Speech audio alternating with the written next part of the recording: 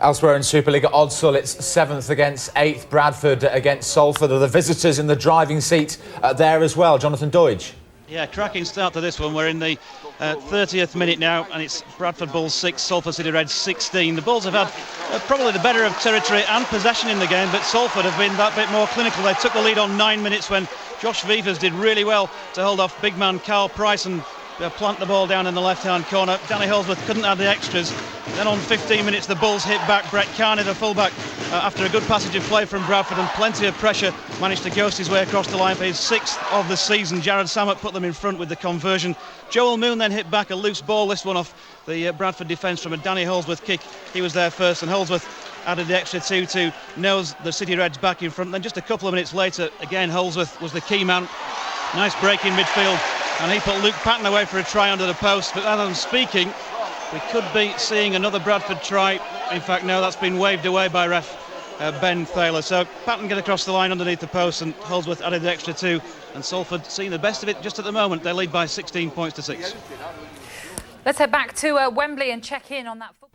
To the match now at Odsal. It's 7th against 8th. Bradford against Salford. Jonathan Doidge is watching this one.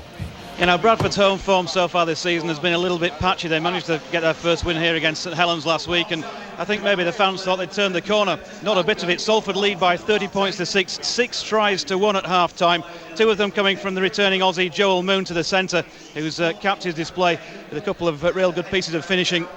Josh Vivers it was who got Salford in front after 9 minutes. Brett Carney got Bradford back in the game, and at that stage you'd have to say, like the scoreboard suggested, it was pretty much even Steven, but then Moon, followed by Patton and Moon again, started to show that Salford, with Matty Ashurst and Daniel Holdsworth buzzing around the half-back combination, really had some attacking potency. Ashley Gibson put a try on the board just 3 minutes before the break to extend their lead, and then with the last play of the first half, once again Matty Smith orchestrating things. He's put Matty Ashurst underneath the post, and Holdsworth making it 3 from 6 with conversions has extended that Salford lead once again. A lot of work to do second half for Bradford. I guess you'd have to say that the points may well have gone already, but I'm sure Mick Potter will be trying to organise things and try and inspire some sort of second half fight back. At the moment though, up against it. Bradford Bulls 6, Salford City Reds 30. Elsewhere, Salford had a comfortable half-time lead over the host Bradford at Odsal, but is the recovery underway in the second half? Jonathan Doidge.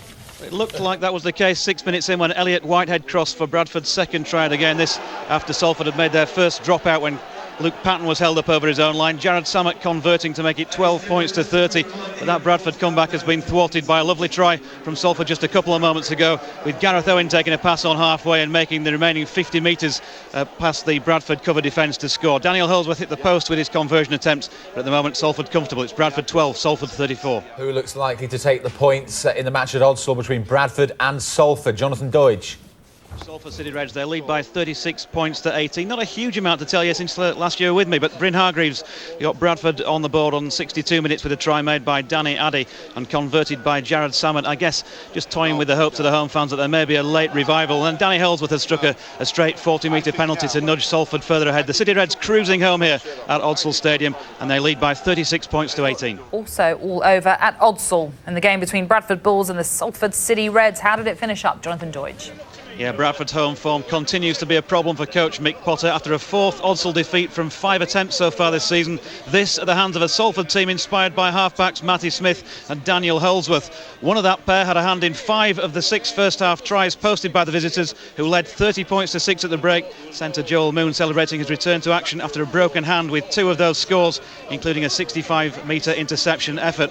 Elliot Whitehead gave the Bulls hope with a try soon after the break, but that was nullified when Gareth Owen reaffirmed Salford's superiority just 6 minutes later. Forward Bryn Hargreaves again buoyed the home support with thoughts of a sensational comeback with a try just after the hour mark, but despite a more committed Bradford effort, it was the City Reds who cruised home with a couple of Holdsworth penalties to swap places with the home side in the Stobart Super League table. Final score from Odsal was Bradford Bulls 18, Salford City Reds 38.